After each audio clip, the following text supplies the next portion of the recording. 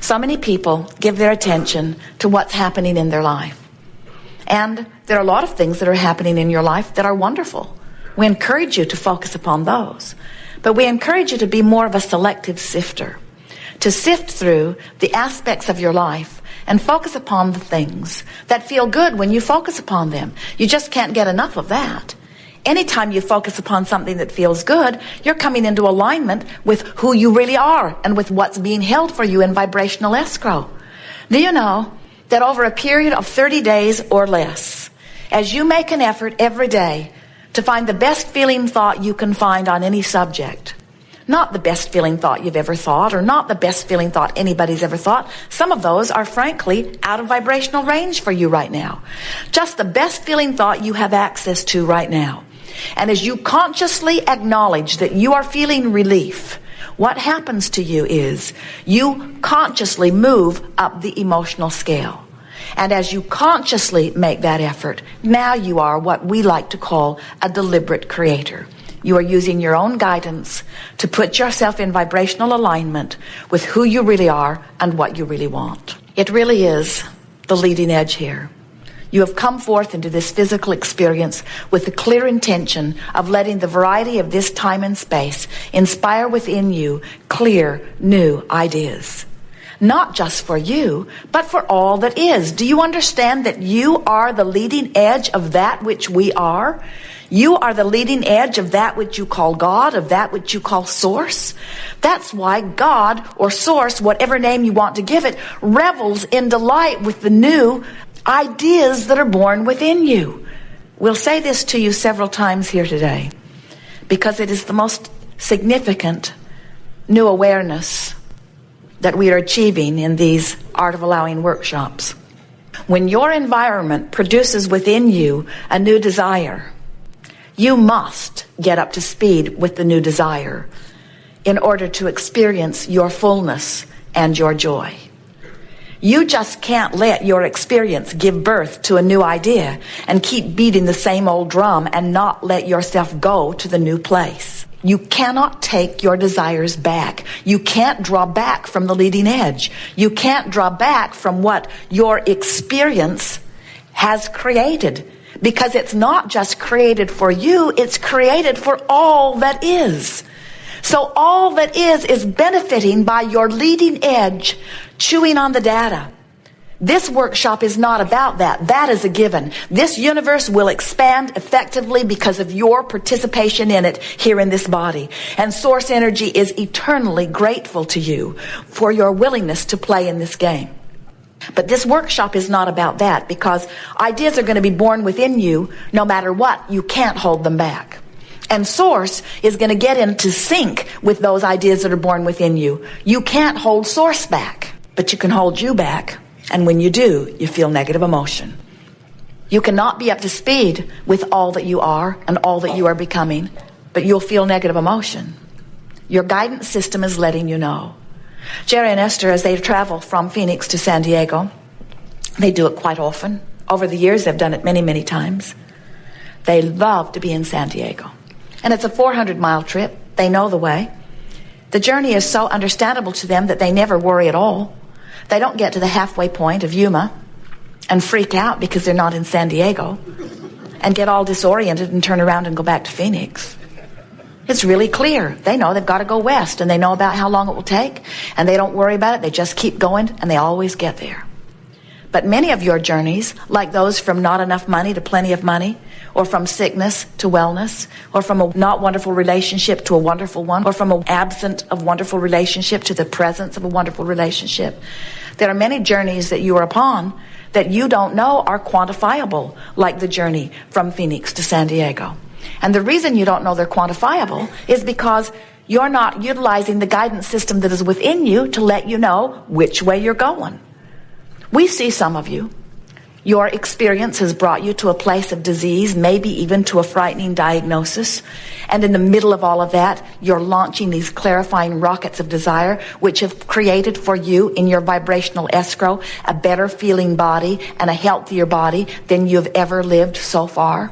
because this contrast has caused an amending of the desires, and so your potential physical bodily experience is dramatically improved by the sickness that you're living? You hearing this? But instead of becoming a vibrational match to this magnificent new wellness that has been produced by your experience here, most of you instead focus upon the diagnosis. Go back for another test. So you're hopeful at first, sometimes, depending on how dire the diagnosis is. So you start heading toward your wellness. And then you go in for another checkup, and the manifestation has not shown improvement yet. And then discouragement washes over you, and you turn around and go back to Phoenix. So you go Phoenix, Yuma, Phoenix, Yuma, Phoenix, Yuma, Phoenix, Yuma, Phoenix, Yuma, Phoenix, Yuma, Phoenix, Yuma, and then you say, I've lost my way. And we say, it's because you're listening to something other than your own guidance. When you're listening to your own guidance, you cannot lose your way. Because your own guidance will always feel good when you're moving toward the wellness that you want, and it will always feel bad when you're moving away from the wellness that you want. That's why the diagnosis felt frightening. That feeling that you have is your indication that this thought that you've got activated right now is taking you in the opposite direction of what you want. It's your Magellan saying, when possible, make a legal U-turn. But what's happening to so many of you is you have learned through trial and error, as you've been banging around with other humans, you've listened to them who try to guide you. And there are so many opinions. Go this way, try this medicine. Go this way, try this, try this, try this, try this. And you get lost out there in the desert, where if you would just listen to the way you feel, and you would reach for the increasingly better feeling thought, you will find your way on your path. And in time you will discover something that we know so well, and that is, it's lots of fun on your way to where you want to be. And the reason that that is such an important thing for you to try to comprehend is because you're not ever going to get it done. There are always, always, always going to be more unfulfilled desires. There will ever be more in vibrational escrow that you are reaching toward. So if you're waiting until it's manifested before you feel good, you're going to have a long, long wait, because it can't manifest until you feel good. You say, well, things have manifested before, and we say, it's because you've lined up with it in some way. Most of you don't let yourself line up with something until a large body of population already lines up with it. And then you say, well, maybe I believe that, maybe. What we want you to understand is that everything that you see, everybody is experiencing truth. In other words, there are lots of truths you want to live, and there are lots of truths you don't want to live. So stop using whether it's true or not as the criteria of whether you should give your attention to it or not. Because there are true cancers that you don't want. There are true terrorisms that you don't want. There are true things that you do not want to live. The criteria that you must use is, how do I feel when I contemplate myself being smack dab in the middle of that? And if the idea of living that out strikes terror to your heart, if the idea of living that makes you feel sick to your stomach, if you are looking at something that makes you feel bad, you are moving toward something that you do not want. Systematically moving toward it. Now here, this is the most important thing to understand about vibration relative to manifestation. More than 99% of every creation is complete vibrationally before you begin to see manifestational evidence of it. Which means you can be well along your way, almost to San Diego, before you see San Diego. Is that hard to hear? In other words, you're on your way, you're on your way, you're on your way, you're on your way. You've completed a large amount of your journey before you see your destination. And that's true vibrationally with everything. More than 99% of your creation is complete vibrationally before you begin to see any manifestational evidence of it. So you could be well along your way to recovery from anything unwanted. And even though the manifestation is not there for the doctor to proclaim the cure has come to you, vibrationally you're there. And you can tell by the way you feel that you are. And if you can hang in there in that attitude of belief or knowing, it must come. So, since 99% of every creation is complete before you see any physical evidence of it, do you get it that out there in vibrational escrow is the culmination of all the thoughts that you've been thinking, and then there's the potential for wonderful things as well as the potential for not so wonderful things, all lurking there somewhere? And that you can tell by the way you feel whether you are systematically marching towards something that when it gets there you're going to like or not like? Do you realize that Henri nets you a result that when it gets there you say, what did I do to deserve this? And we say, you get what you think about. You just can't get around that. You get your vibrational content. What I think and what I feel and what manifests is always a vibrational match. There is no exception. We want you to get more into your dream world and out of your reality world. We want you to start thinking more about what can be instead of about what is. We want you to turn immediately to the solution and don't beat the drum of the problem. We want you to understand that you don't have to justify your worthiness by examining and stirring the problem up. Give your attention to the solution and let the universe show you how fast it can accommodate you. So the next time some dead genius like Abraham, well, we are infinite intelligence, you know, says to you, are you enjoying the contrast of your time and place? You want to wholeheartedly say, yes, I am. Because out of that contrast is born the new idea, and there's no problem whatsoever getting to the new idea because the way I feel leads me right to it. I can tell every single time whether I'm moving towards something that will please me or towards something that won't please me, towards something that I want or towards something that I don't want. You can tell by the way you feel. We are eager to talk with you about anything that is important to you. There is nothing off limits. We see our most valuable work to you in assisting you of knowing what your vibrational content is. We'll help you clean up your vibration on anything that's important to you. It doesn't take much focus to improve your vibration dramatically.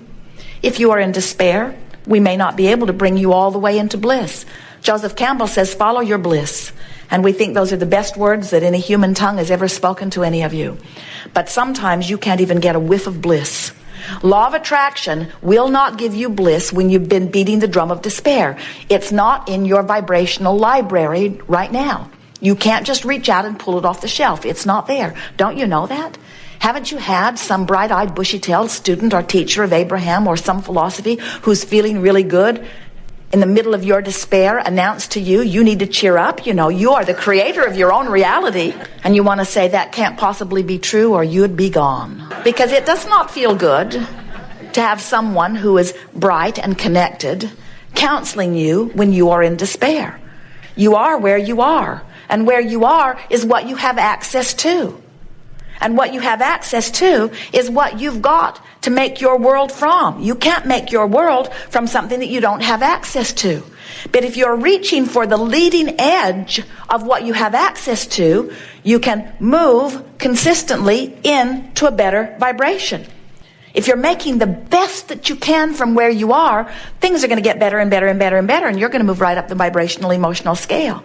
But if you're making the worst of it, and you do that, don't you, from time to time? Why do you? Why do you make the worst of it? Esther knows why she does it. She makes the worst of something because she saw it coming and tried to warn people. And then when it got there, she wants to say, see, I was right. I knew that bad thing was coming. We should have all been smart enough not to let it come. And we say, are you smart enough not to keep it here? Or do you want to keep talking about how you saw it coming? In other words, you've got to decide that it's more important to you to feel good than to be right. Why else do you make the worst of things? Sometimes you make the worst of things because you're trying to justify where you are. Every fiber of your being knows that life is supposed to be good for you. And when life isn't good for you, you're sort of freaking out on vibrational, even unconscious, subconscious levels because you know it's supposed to be better. And when it isn't going the way you think it should go, then you want to sort of retrace your steps and explain why it isn't going better. And we say, don't do that. Retracing your steps just holds you in that place you don't want to be. Just keeps the vibration of what you don't want active longer. Just keep saying, from where I am, where do I want to go? As Jerry and Esther program Magellan to their new destination, Magellan never says, where have you been? We need to know where you were yesterday and the day before and the day before and the day before we can calculate your route. Isn't that illogical? But Magellan, what does where I was yesterday have anything to do with where I am now in relationship to where I want to go? Well, if Magellan were speaking for you, Magellan, the navigational system, would say, well, I'm just wanting to help you to justify why you're where you are before you move on. wanting to explain to you how you got there. Let's go back 5 years. Let's retrace your step. No, 10 years. Well, when were you last with your mother? 45 years. All right. Let's go back 45 years. And it'll take a while.